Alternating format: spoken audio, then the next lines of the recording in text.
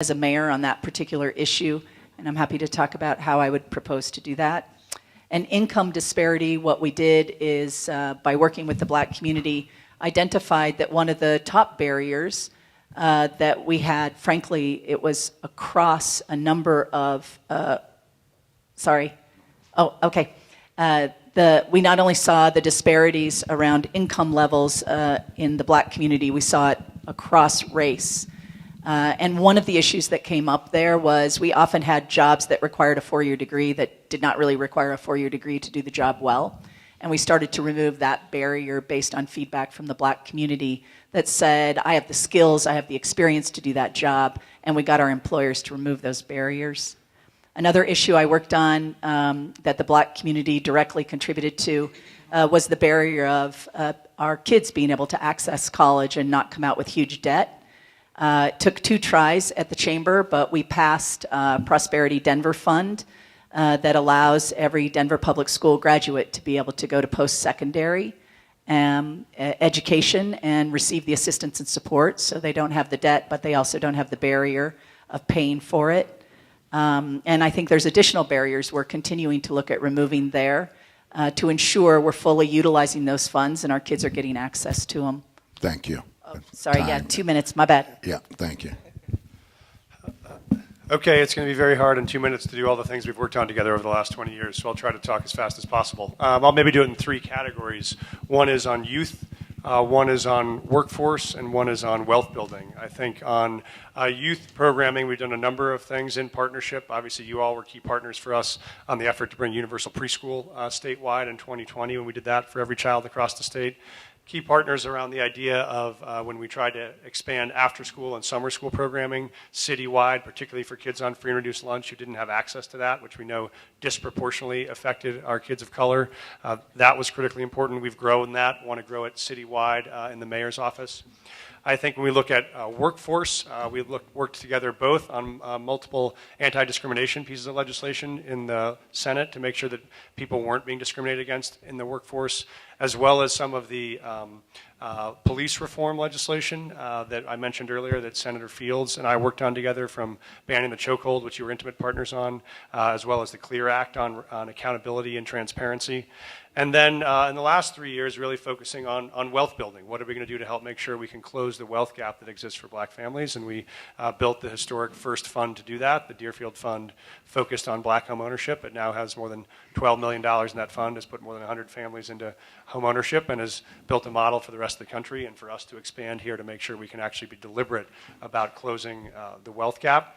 And in addition, have really prioritized, when I was at the foundation, how we invest in and grow Black entrepreneurs and entrepreneurs of color, how we're putting more venture capital funds and more direct funding of businesses that we know where it's hardest for Black entrepreneurs to access capital. And we want to make sure we correct for that.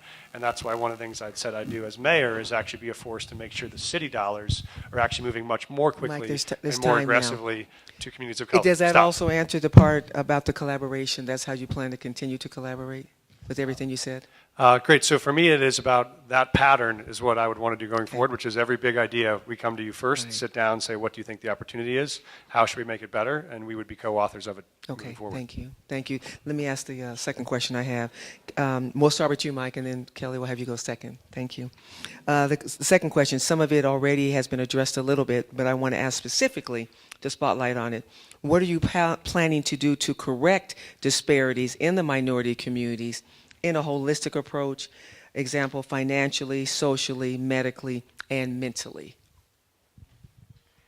Okay. So I'll focus first on financially. And again, correct disparities. Yes. Just so there's more equality. Yep. Yeah. So particularly, how do we focus on disparities that are financial? And I think this is why I mentioned, we know there are 2 big disparities. One is about wealth and access to wealth, and the other is about income. And so I think we want to focus on both, and particularly closing disparities. The Deerfield Fund was focused on home ownership as a way to close that wealth gap, and was specifically a race-based fund to work on that inequality, where we knew families didn't have access to opportunity. I would want to do the same around small business support, around making sure we have strategic investment into small businesses, particularly businesses led and founded by people of color, who we know already have a hard time getting access to capital from banks or from outside investors. I would want the city to not only be a lead investor in those businesses, I would want the city to be the convener, to bring together other private sector investors to say, we're invested in these businesses, we believe in these entrepreneurs, you should do the same. So we're not just putting our own city dollars in, we're attracting other private sector dollars to come on supporting businesses that are led by people of color to make sure that they grow. So I think home ownership is going to be a key strategy. We want to expand that citywide. I think that small business investment is going to be a key strategy.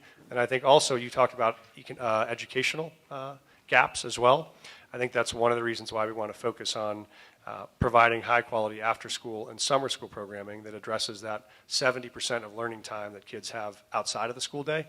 And we know right now their access to those experiences are completely unequal because they're only based on how much your parents can pay to put you in a program, not based on what the core services the school provides. So that would be a little bit about education, about wealth building, and about small business development. Happy to address more of them when I have more time if you want me to. This is a big one, and small amount of time, so let me go fast. First, I'll focus on home ownership. We know today home ownership in our city is being removed, continued to be removed, particularly from our Black community. And historically, we created the disparities we find ourselves in. I don't think we can depend on the market to build the product that allows home ownership to begin again, and I've proposed to build that product myself throughout the city. Through a for-sale condo product that can be an entry level that often is the product that allows people to begin home ownership, begin that wealth building that we know this is how we build wealth in our nation. And I'll give you way more details than you'd ever want, but I'll do it later so I don't use my time now to share with you how we could do that. A second issue is small business. Not only will I do this as mayor, but I've already begun this. I've been meeting with small business, Black-owned business, to talk about some of the barriers to our MBE, WBE, not just for the city of Denver, but for the opportunity to have that designation and compete for contracts with CDOT, RTD, DPS, so we make it easier and we remove the barriers. There's clear opportunities here. I think we can expand our own contracting to ensure our communities of color are getting access to these incredible opportunities and supporting them to ensure the success when they do get that contract and that opportunity.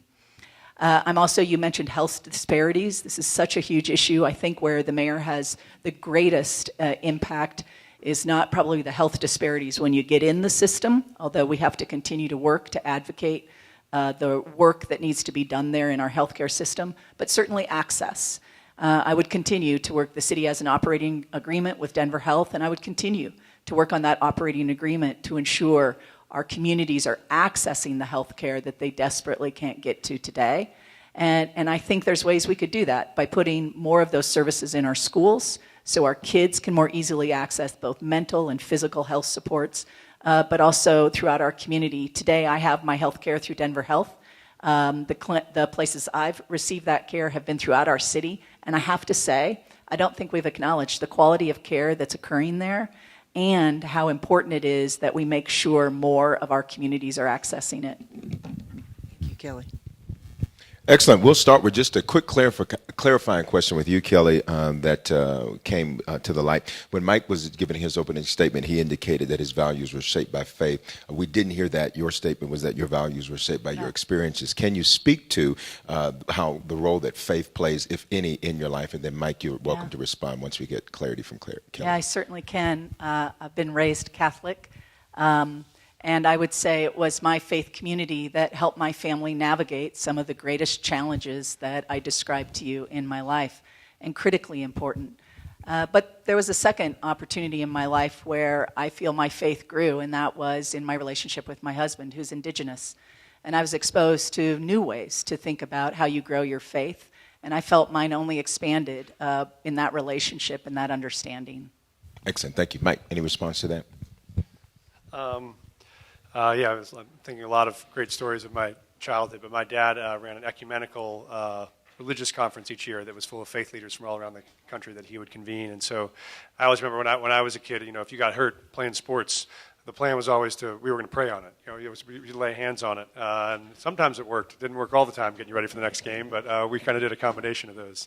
But I think more than that, My parents had a faith that was really about their sense of service and their sense of works. I remember some of my first experiences in Denver were coming to the Catholic Charities downtown, to the food bank when I was 8 or 9 or 10, or to be able to work at that point in shelters. And they had a real sense of the real measure of what you give to the world is how you leave it better than when you found it. And for me, that's been the most important lesson of all, is how do you make sure that that calling is about the impact you can make for those who need support. Excellent. Thank you. Next question. We'll stick with you, Mike. How should Denver change its approach in addressing the homelessness issue? So for me, this is about, and this is where I think also the compassion of faith is a central theme, which is these are folks that are never planned for their lives to end up the way that they've ended up now. They didn't at age 10 say, this is where I want to be. There have been incredible combinations of trauma and challenge and loss that have put them in the moment where they are, and we have to approach that with, I think, the same compassion. So my belief is what we ought to be able to do is, one, provide people access to housing. We know that's the major problem we're facing, is the reason why a camping ban doesn't work. If you tell someone they can't camp on that street and you move them, and they have no place else to go, they just end up on the next street. And so my belief is what we should do is build housing that is dignified and stable and safe, and that we can build quickly and affordably. We don't have a long time to wait. And so that's why I've supported the idea of micro communities, where we take half-acre lots around the city that the city owns or other partners own, and we can put 40 or 50 tiny homes on that site where people can then move to that location, get access to safe housing, and you can have the wraparound services on that site people need. You can have mental health support, you can have addiction treatment, you can have workforce training, you can be able to make sure they get long-term housing support, and they have a sense of community still. We also know that when you protect that sense of community, when you move people, they're much more likely to succeed. So that means you can take 2 or 3 encampments and rehouse them all in a place where they have that sense of connection, and we know that works. We've seen it work all over the city, we've seen it work all over the country, and it offers people the dignity to get back on their feet and get back out into the world. And so that's what I would do as mayor, and I think this is not about criminalizing homelessness, it's about making sure we see people's needs for what they are and then provide the right services they need to get back up on their feet and back to being the best versions of what they wanted to be. Excellent. Thank you. Kelly. My plan around people who are unhoused in our city is based on the same compassion and commitment to ensure we save lives. So for me, I look at, in 2021, 269 people died because they're unhoused in our region. Last year, 173 people died. I think there's an urgency to get people to safer locations, and for us to provide the supports and services they need. And so my plan is that we end the unsanctioned camping and sanction temporarily locations where we can provide supports and services, where we can ensure running water and bathrooms and get food to people, but frankly also get people indoors in a crisis situation so we don't lose them. At the same time, I would be building with the region the housing and shelter we need to get people indoors or rehoused as quickly as possible. And I would focus on prevention.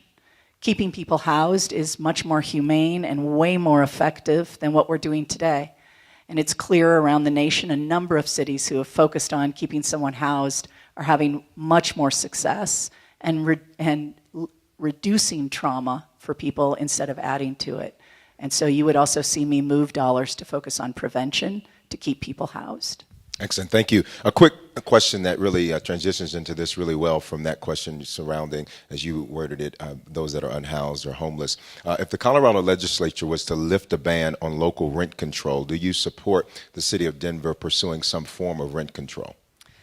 Yeah, I think what I'm proposing is not rent control, but mostly because when you look around the nation at rent control, it hasn't worked effectively, and I think there's a few reasons why. One, when you implement it, you see immediately the supply being built of housing go down. And we know a key strategy to making housing more affordable is to actually increase supply. So it has a negative impact. The second issue is those units that are rent controlled, if you're lucky enough to get one, it can work for your family. But when you're not, other units go up higher faster, which I worry about its impact on our community to be even worse for families who don't get the rent-controlled unit. The third issue is when you get a rent-controlled unit, even after your children are grown, often you stay in that unit to try to be able to afford and yet it takes a unit for families out of our market. Instead, what I would do is, one example would be issue an RFP as the mayor that says I would like to lease 3,000 units for 3 years, and I start to buy down the price of rent, lock it in, so that we could pass that savings on to our residents. But there's a second benefit. I'm now a co-signer on that lease, so before anybody gets evicted, then the city gets the chance to say, we'll cover their rent, keep them housed. This is part of the prevention strategy. And you start to see the connection then between affordable rental products and preventing people from losing or becoming unhoused. So that's the approach I would take. Excellent. Thank you. Mike. I completely understand the frustration that is leading to the call for this. I think the guy that ran for mayor of New York on the simple platform of the rent is too darn high, I'll say, in here, because we're in the house of the Lord. Probably would have done very well in this race because people are super frustrated and they're worried every month that the rent's going to get jacked up one more time and they're not going to be able to make it and they're going to be unhoused. And so I think that is a very real fear. I do think we have a better way to go about it, which is what I would propose as mayor, is I would build units that are permanently affordable with funding that we use from Proposition 123 and others. What that means is it offers the very protection people are worried about. If you're a first-year teacher and you make $40,000 a year, under in these units, your rent can never go above 30% of whatever you make. So if you make $40,000 a year, that means your rent is capped at $1,000 a month.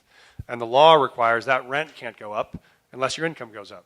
So if you're a teacher or you're a nurse working on a set salary, you're not worried that every month you might get your rent jacked up. That can't happen. And it's deed restricted forever. So it doesn't matter if some landlord comes and buys the building next year, they can't come and jack up rents. If some new investor comes in, they can't jack up rents. So I think there is a way for us to deliver this kind of safety and protection for people to not have to have rents increased all the time, but I think to do it in a better and more effective way.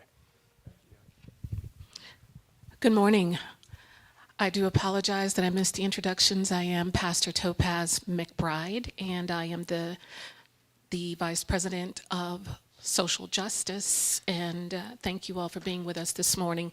My first question is a 3-part question, and the first part of that question is to ask how you will address white nationalism and the resurgence of hate crimes in the United States as it relates specifically to Denver. Do you want us to just do one part at a time, or are you going to tell us all 3? No, I'm going to do one part at a time because I don't want you to jump ahead. Great.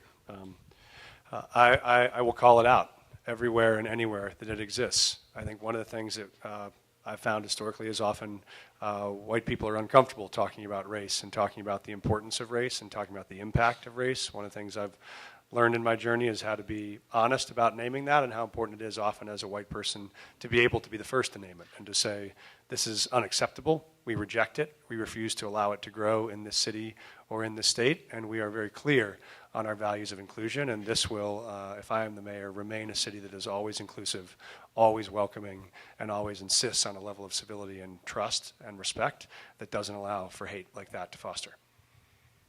Thank you. I would absolutely do the same of calling it out, but I would also partner with organizations to make our voices even louder. I think about the Anti-Defamation League, the work they do. I think about the faith community, so that we're aligning on the power of that message to create the culture that says not only does the mayor think what's happening is wrong, but we as a community stand together in that position. And so I would use it as an opportunity to work with the Alliance and throughout our city to even identify additional voices that people might not expect to stand up and speak loudly against hate. Based on both of your responses, it would suggest that you do have a level of sensitivity as it relates to the racism and the impact. So with that said, part 2 of this question, or part B, however you want to look at it, then how do you see from your perspective the fact that we have gone beyond a decade now of having a black mayor over this city, and now we are now moving to a white mayor that will be one of you, obviously. And so with that, how will you then respond to the Black community with regard to the level of impact that now living under a white mayor is going to have on our community? Yeah, we have had, I think when I think of Mayor Webb and certainly Mayor Hancock, I would argue some of the probably best leadership in the nation. I'm honored to have Mayor Webb's endorsement and former Representative Wilma Webb's endorsement. For me, I think part of this has to be, and I've publicly tried to acknowledge this my entire life, that is the privilege I bring as a white woman. And not only talking with you in forums like this, but helping our entire city understand that privilege so that when we are trying to gain trust and relationship, we're also coming on an even playing field to do just that work. So I would continue to form and expand relationships in the Black community to create space where the feedback when I'm getting something wrong, you feel free to tell me directly and publicly. But also, more importantly, I think the opportunity to get it right. So this would be, you would see in my administration, people of color, leaders in key roles throughout the administration that come from the Black community. You will see advisors and stakeholder groups from the Black community advising the work and priorities of what we need to do. You would see me in community, working together to address the challenges and issues. You would see a budget that reflects the priority of race in our budget. And I'm done. I've been nixed. Thank you. Thank you. I think for me, the most important thing first is listening, right? Is being able to be close to the community and listening to the voices of those that have concerns and frustrations. And I think for this, you don't have to guess what I would do. You know what I have done, which is when I was elected to the state senate in Northeast Denver, I was also the first white person, I think, to hold that seat in maybe 50 years. And so I responded by making sure I was the closest to Black community and Black community leaders that I could to be able to learn from them, be able to understand their concerns and represent them as strongly as I could. And that means speaking out on issues of race when they're relevant. You may remember when you're speaking of white nationalism, when the Mother Emanuel shooting happened in South Carolina, and that was the night that I drove over to Pastor Tyler's church at AME and left a long note on his door saying that I would be a voice to make sure we would stand up against this kind of hate right here in our own communities, and we were grateful and thankful that there were community leaders and community churches like that standing up in the moment of hate. And so I think it is about listening, it is about being present, and it is about being in partnership. And I think that's what I've done over the last decade and what I would do as mayor, as making sure that your voices are present not just as faith leaders, because we need that voice on its own, but your voices are present as representatives of the Black community who have their very own powerful set of interests and needs and concerns that have to be front and center with the mayor. So I think those would be critically important. I did also talk to Mayor Hancock about whether it's possible for me to get an honorary membership in the Council of African American Mayors, but I don't know if that will turn out to be true or not. Part C of this question is just to go a little bit deeper. Do you recognize then the link between what's happening on a national level with regard to the racism and how then the community of Denver, the Black community in particular, is going to respond now to white leadership? And what does that mean to you? I think what we've seen nationally is what happens is when high-profile leaders, particularly high-profile white leaders, sanction racism, then that flares up all around the country. I think what you saw from President Trump was when you pushed more and more the boundaries of what leaders would say that were incendiary, that were racist, that were derogatory, that were inflammatory, it gave rise for all these folks who had either been in hiding for many years or who had known that that type of language wasn't welcome to suddenly come back up and to come back out and to feel emboldened and to march down our streets and to terrorize and to injure and to kill people and to feel like they had a viable place in the public debate. I think it's the obligation of leaders to do the opposite, which is to say we do have certain expectations of what's acceptable and what's tolerable and what inclusion means, and you have a heightened responsibility as a white leader in a diverse city to make sure you are clear and consistent and aggressive about that language, because if you don't, then we know what happens in the in the quietness that's untended, and that's what happened, I think, under President Trump, and we're still living in the aftermath of that. Or now it's going to take the reverse. It's going to take leaders to speak out forcefully and earlier and more often on the impact of race. I do understand the challenge we face, and I understand why we face it. I think this is where I would rely on my values will guide me in terms of standing against whether it's hate or I often think another example would be what we all saw in Memphis just a few months ago, and the anger that it brings out when you watch what those officers did. For me, I think it's not enough to speak about it. I would ask your guidance as well of additional steps we have to take so that that anger and that voice isn't just yours, but those actions are not just yours either. And I also know this is where my privilege means I may not see as clearly what next steps we should be taking, and I would invite you to help me see them and ensure we're doing everything we can to address both the systems, which I think is the huge issue today, as well as individuals. But I think where we really need help is on the systemic. We have put so many systems in place that continue to perpetuate the racial inequities in our nation. That's where I would really invite your assistance so we could see those and start to break them down. Thank you. So my last question then, in alignment with what I've already been asking. How is it different for the both of you when you are in an audience of privileged white citizens in Denver? How do you differ in terms of your voice and your position that is specific to what affects Black community? And are you comfortable in really taking the same stance as it relates to what you're presenting to us today, when your audience looks very different than what you are sitting in this morning? Before you answer that, I'm going to have limited 1 minute responses, so we can move to our next. Yes, sir.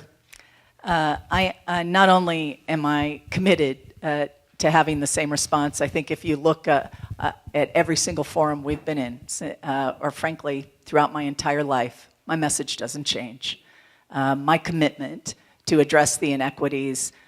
Listen, I ran a chamber of commerce where I said to them, just after we got best economy in the nation, we have serious racial and gender inequities still in our economy, and I need you to give me your money to invest in breaking those inequities down.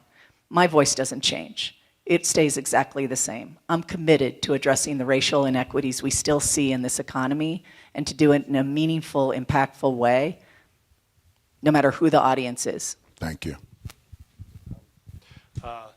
Thank you. Yeah, for me, it is the same purpose all the time in all the places. And actually, I would say the obligation to talk about it more directly is even higher in front of all white audiences because they have a different story about their own background and a different story about how privilege came to be. And those are the places you have to push harder. And that was the reason why when I opened our office in the Holly, and there were powerful white influencers who wanted to meet with me, they could come to the Holly. They could come to the neighborhood where we were serving the people that were fighting to get access to opportunity and have conversations there. That was why we wanted to start the Deerfield Fund, which is a fully race-based fund. I went to white banks and white boards to tell them why they needed to invest and to understand that these inequalities were not created by race-neutral policies. They were created by very racist policies. They're going to have to be undone by policies that are also not always going to be race neutral. You have to sometimes name the truth of what happened in order to be able to fix it. And I think oftentimes that is the place where your obligation as a white person in other communities of white people is the highest, to tell that truth and make sure people hear it. Thanks, Mike. From the audience, we have, and again, 1 minute responses to this one. It says the city will complete several $1 billion in construction related to projects over the next 8 to 10 years. How will you and your administration ensure that the workforce development will target young people of color to develop skills enabling them to participate in the workplace? Mike, we'll start with you.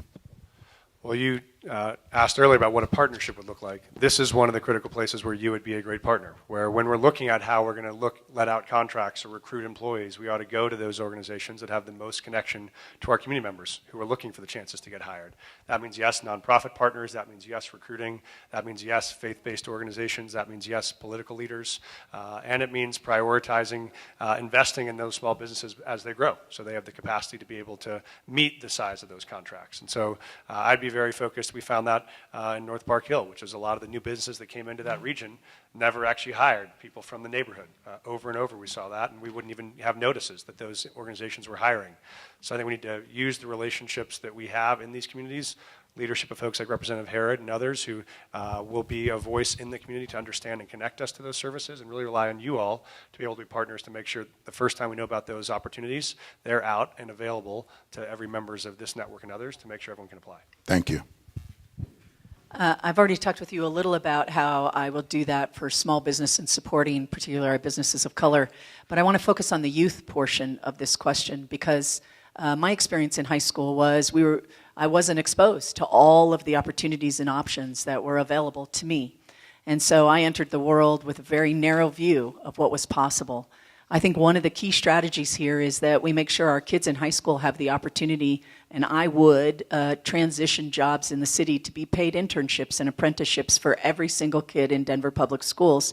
So they're exposed to different industries, different careers, but also the very contracting we're engaging in today. And they could start to see themselves in it and have the support to move in the direction. I really do believe this. If you can't see it, you can't be it. And I think our high school kids need to be able to have the exposure and opportunity to see the range of options and then the supports to get there. Thank you. Have one last 1 minute response, if you would, and then I'll give over to Sharon Alexander Holt. I think this is to you, Mike.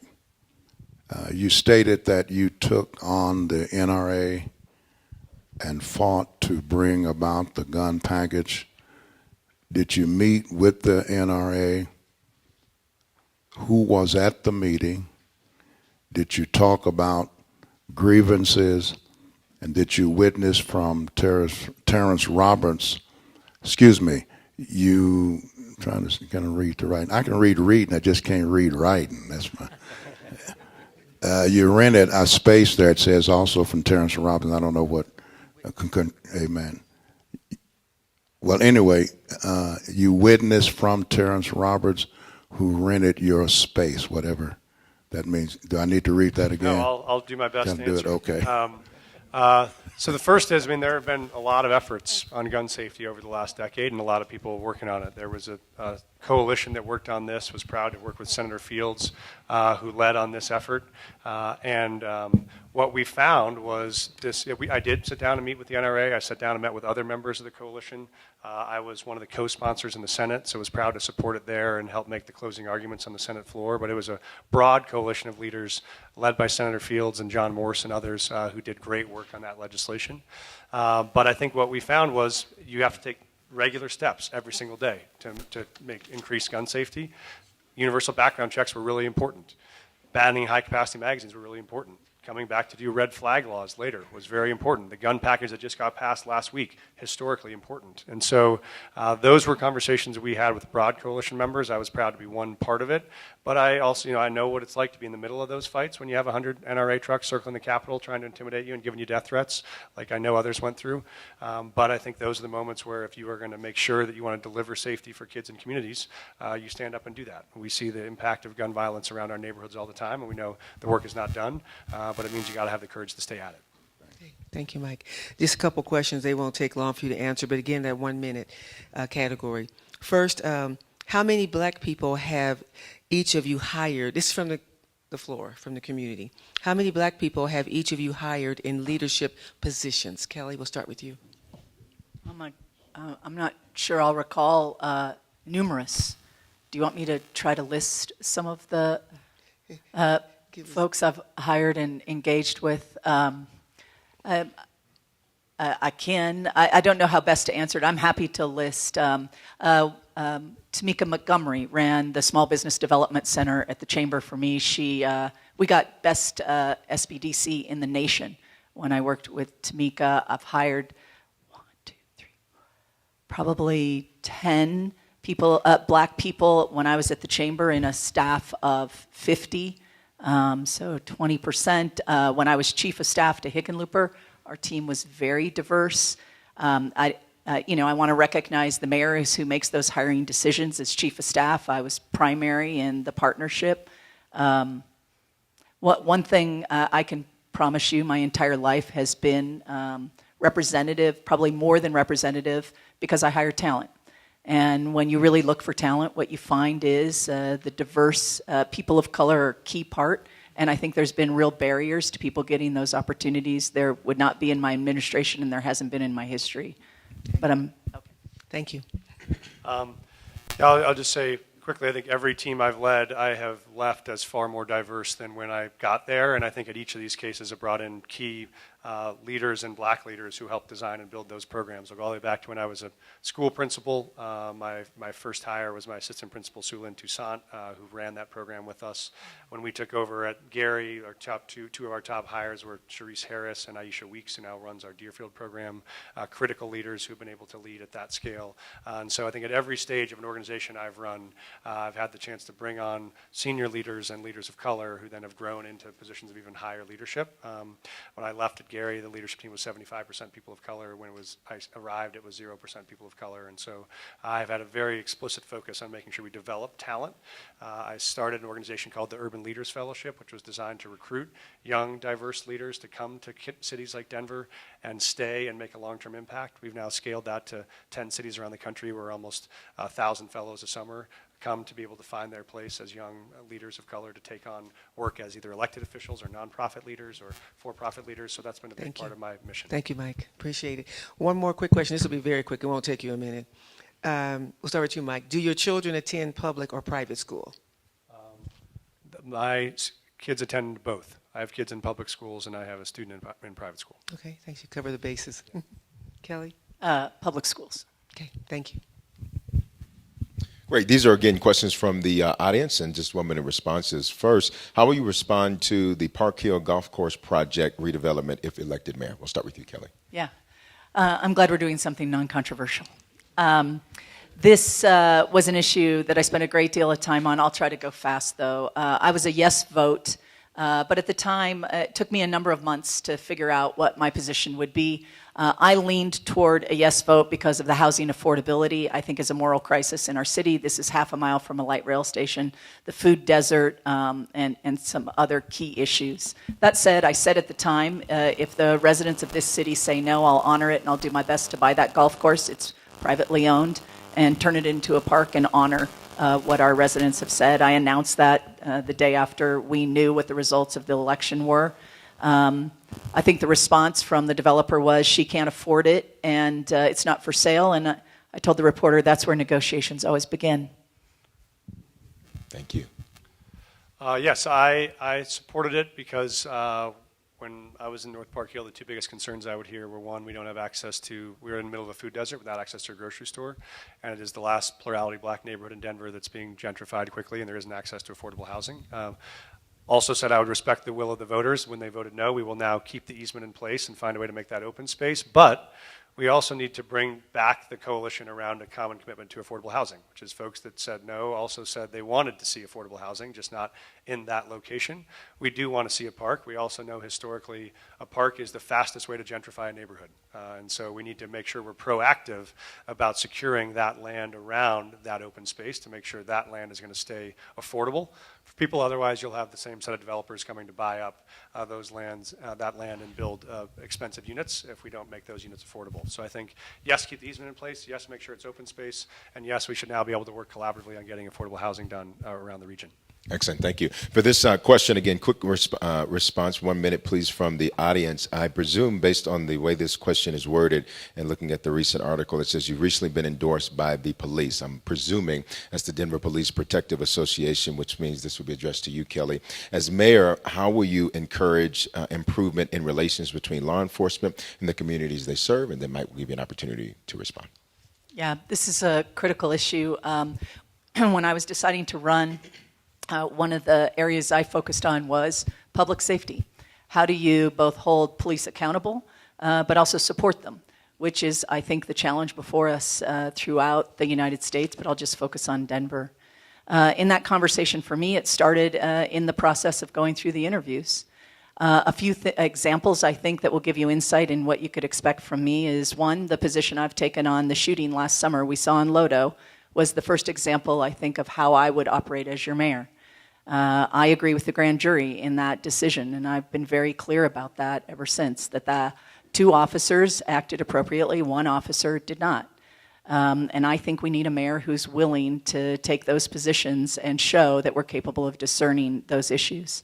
But I also believe this is where we have to work in community. We know today we have communities all over Denver who are still over-policed, whose kids are being pulled over constantly, and I think this is in partnership. We're capable of working in community and identifying what's the right way to serve and protect in that community without over-policing or causing undue the issues on race that we're seeing today. And that's how I would operate as mayor, is working with you on what does that look like and how do we improve the safety in your community. And then the last piece is, so much of my platform around community safety has to do with prevention and moving toward a recognition that by providing recreational opportunities, stable housing, a good education, access to true economic opportunity, those are the things that communities need. Thank you. Last question. Can I Oh, respond? okay. You want to respond? Okay. Thanks. And to your earlier question of, do you have the same answer everyone that you speak to? My answer is, yeah. I met with the officers, and they wanted us to push to roll back all of the officer accountability that Representative Herod and others passed 3 years ago, including reinstating qualified immunity for officers. I would not commit to doing that. I don't think that's the right step. I think officers should be held accountable if they abuse people's civil rights. And I'm excited to work with them. We will figure out how to make a right partnership and restore a sense of real community-based partnership there. I'm also very proud to have the endorsement of the Denver Area Labor Federation, which represents 61,000 members and more than 114 unions all across the metro area that are supportive and excited to make sure we get a city back that serves working families, and so excited to get to work on that. Last question to both of you. What are your priorities for maintaining, enhancing, and managing the city's financing? And that is, Denver is one of the highest tax rates, has one of the highest tax rates, which is 8.65%. Property tax is being increased. We want to know, how will you handle this as it relates to the budgeting and the financing of the city and county of Denver? 1 minute. Great. And do we have a closing after this, or is this last question and closing all at Yeah, once? you have 1 minute closing Okay, too, great. but we'll get to that. So I'll be faster than 1 minute. I know you got folks waiting. My short answer is, I think I'm the only one who's come out and laid out on all the policies we've talked about today: housing, homelessness, public safety, a full comprehensive plan, and a full budget for how exactly each of these things are paid for and where exactly those dollars come from, and how to do that without increasing taxes. So I believe that the taxpayers of Denver have been very generous in providing services for us to be able to solve the problems we face. I think it's now incumbent upon the next mayor to use those resources to actually deliver results, and that's what I'm committed to do. Yeah, I think we have a number of challenges, not just the tax rate, but the reality is, if you got your assessment for residential or commercial, our smallest businesses, we all fell out of our chairs in this last week. So you'll see in my budget, we're proposing actually an increase in the assistance we provide, particularly for seniors in our city, to make sure they don't lose their homes. Even without a tax increase, I think there's tremendous risk, and I think we need to provide more assistance based on need to keep people in their homes. Sales tax is another area that is a serious problem. This is a tax that disproportionately impacts when you're lower income. And we have one of the highest sales tax. About 45% of Denver's general fund today is dependent on that sales tax. I think we have to begin to continue to explore how our tax policy is hurting the poorest people in our city. And I continue to believe it is, and I think we have to look at Tabor, which is what drives that sales tax, and reconsider why it's not working for the hardest working families in our city. And if I may just say, I have never promised anything. It did not even come up in my interview with police that there'd be any changes to state law or issues around holding them accountable when they're violating people's constitutional rights or they're violating the law. Before your closing remarks, we do want to acknowledge our city fathers, to you, Dr. Asen Phillips, and Dr. James Peters is here also. And I'll give you 2-minute statements. Bishop, can you do that for us? And all right.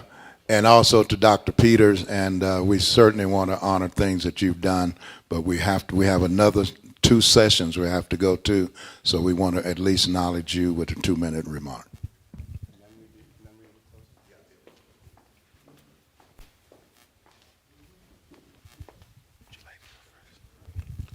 Thank you. I'm Reverend James Peters, and I'm happy to admit that for the last 3 elections I supported Michael Hancock.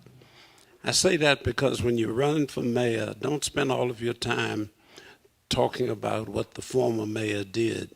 Tell us what you are going to do, because that's the honest way to deal with that.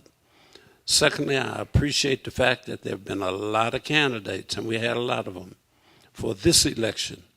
And I hope when it's done, we'll see that we all worked hard and tried to get the best candidates. Thank you.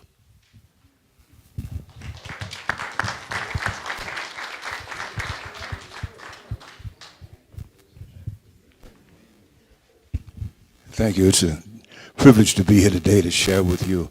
I'm concerned that we're making a real transition in terms of understanding. And I heard you, Mike, talking about what you did as a senator. And I don't know whether you understood that we didn't have but one black senator. And you took that slot and occupied it for 2 terms, which meant we had nobody at the table. You have done a lot of things working together in the community. Sometimes I wonder if you always understand clearly how to do. Some of the things you're proposing sound great. The real question is, will you do it? And can we count on it? Or is it just verbiage? And when we get through with it, we'll be right where we were before.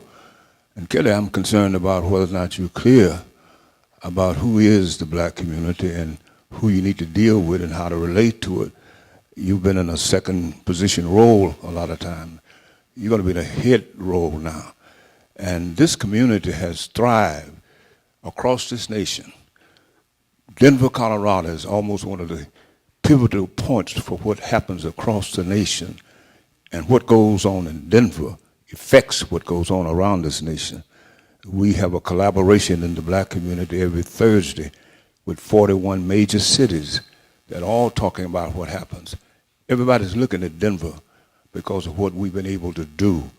With an 8% black population, we will have 24 years of mayor's leadership.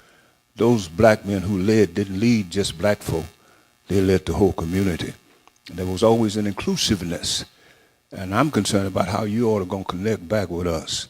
And what Dr. Peters was saying, it's not what happened yesterday.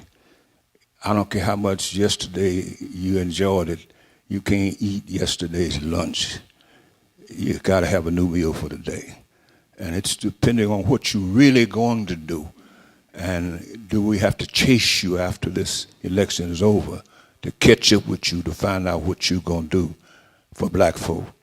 We need to have some direct connections to make sure this city stays. This is the only major city in this nation that didn't burn up in the 60s. And it didn't burn up because of the collaboration of black and whites working together. One of my themes is always, it takes the black and white keys. If you're going to play the Star Spangled Banner or sing Amazing Grace. What we were able to do in leadership, I don't want to see go backwards and come back now. We have to start all over again, rebuilding what we already have. We have one of the greatest opportunities. You have more tax money, you know what to do with. You're taxing marijuana, and it's supposed to go to education, and yet we can't fix the schools. I'm concerned that you do what you say you're going to do, and we don't have to run find you when the election is over.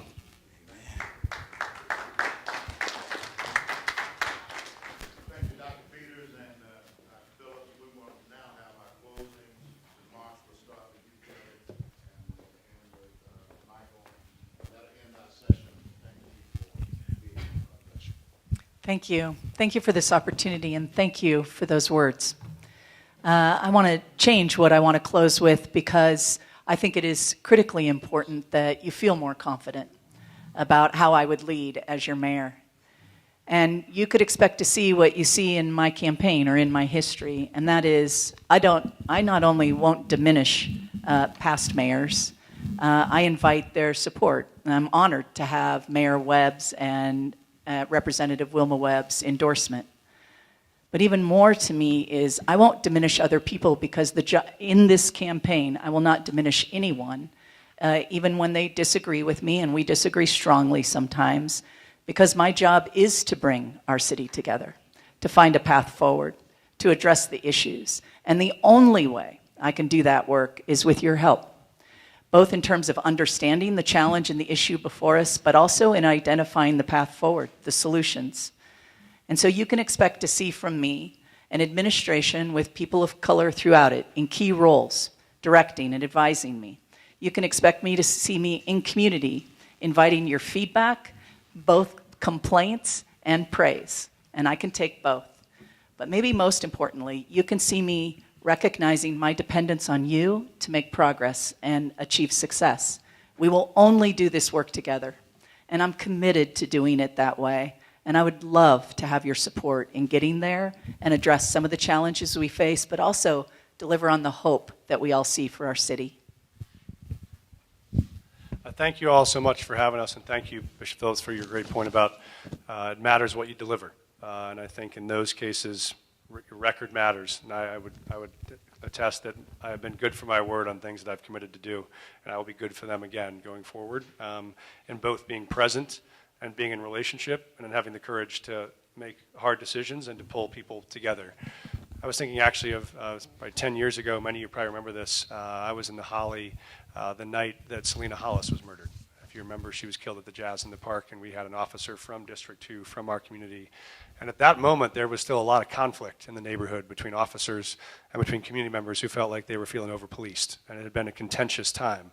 And that morning we got up and said, what are we going to do to try to bring this community back together today? And before all the rest of the officers on Selena Hollis' shift came back, all the community members rallied to bring an entire potluck to the District 2 office and to be lining the front doors of the entrance when all those officers came back. And some of the folks who were the strongest critics of those officers were the first ones there to give them a hug and welcome them back into the department and say thank you for your service. And let's find a way forward together, even if we don't always agree. I think that's the kind of community you can build when you're present and you listen and you're engaged and you know that there is a lot more we can get done if we're partnering together. That's what I've had the privilege to do with you in the past, and that's what I hope I have the honor to do with you in the future. I want to thank both of you for coming. We'll have remarks from our president, but we will be sending you the unanswered questions from the floor. And if you'd like to, certainly we'd like for you to answer those and get those back to us. Let's give God a hand praise for Mr. Johnston and Miss Kelly Brough. And we're going to have words from our president. Then we will break for 5 minutes. Then we'll have city council candidates for District 9, Candi CDebaca and Darrell Watson. We'll be interviewing them, and that's in 5 minutes. Mr. President. Thank you so much once again for being here. We appreciate your candid answers. And to our city fathers, Bishop Phillips and Pastor Peters, thank you so much for being here. We respect and honor those words. And I don't know if we could find any words stronger in wisdom than what you shared, Bishop Phillips. I appreciate that. And I hope that these two candidates hear us and not just listen, but actually hear what we're saying. And we're speaking from our hearts. We're speaking from our hearts. Our community is the dearest thing to us. We feel like our ministry begins once we walk outside those four walls. We go to church to worship and praise, but after we're done, we start ministry. And to us, this is a ministry, our connection with you. So that being said, thank you all for coming. Remember, it is being recorded. And Pastor Whitmore, would you tell them again where they can find?